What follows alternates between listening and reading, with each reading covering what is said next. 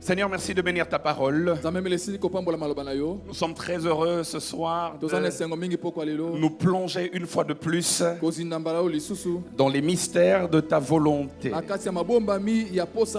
Et parce que généralement la volonté d'un homme est contenue dans ses paroles, nous croyons ce soir qu'au travers de ta parole, nous allons connaître et saisir ta volonté. Que cette parole soit donc comme un signe sur nos mains et comme une marque sur nos fronts. Dans le nom de Jésus, j'ai prié. Amen. Alors sans vous prendre beaucoup trop de temps, l'idéal pour moi serait d'enseigner 45 minutes. Et s'il plaît à Dieu, nous pourrons avoir les 15 dernières minutes pour la prière ou les 10 dernières minutes pour la prière.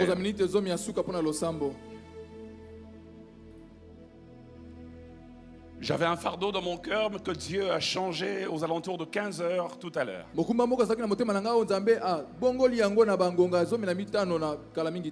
ne comprenais pas pourquoi, mais c'est tout à l'heure quand Papa Ken était en train de lire le texte que je me suis dit, heureusement que j'avais changé mon fardeau.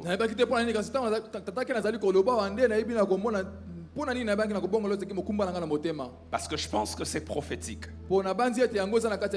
Juge chapitre 6.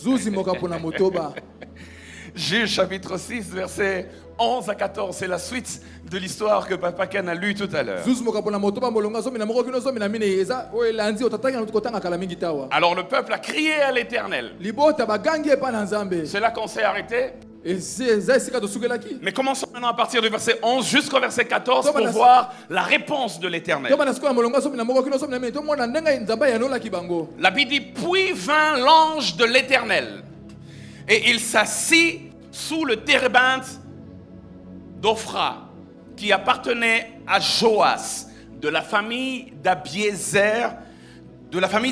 Gédéon son fils battait du froment au pressoir pour le mettre à l'abri de Madian. L'ange de l'Éternel lui parut et lui dit, l'Éternel est avec toi, vaillant héros.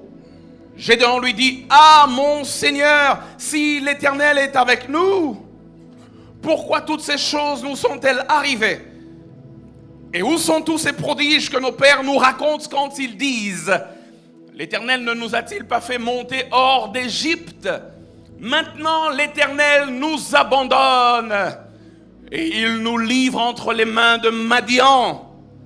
L'Éternel se tourna vers lui et dit, va avec cette force que tu as et délivre Israël de la main de Madian. N'est-ce pas moi qui t'envoie? Est-ce qu'on peut dire Amen? J'ai été agréablement surpris de voir le pasteur Ken toucher à ce texte. La petite pensée que j'aimerais nous partager en une quarantaine de minutes,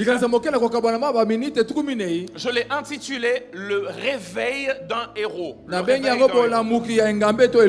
réveil d'un héros.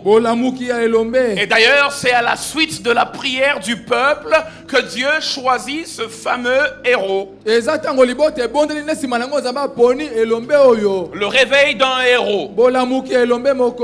Un héros, c'est une personne qui se distingue par sa bravoure ou par ses mérites exceptionnels. Un héros est une personne qui a accompli un exploit extraordinaire.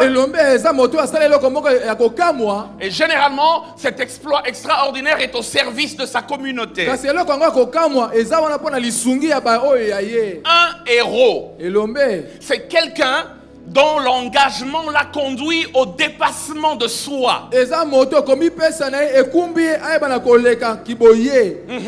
Il n'est pas là que pour lui. C'est un dépassement de soi.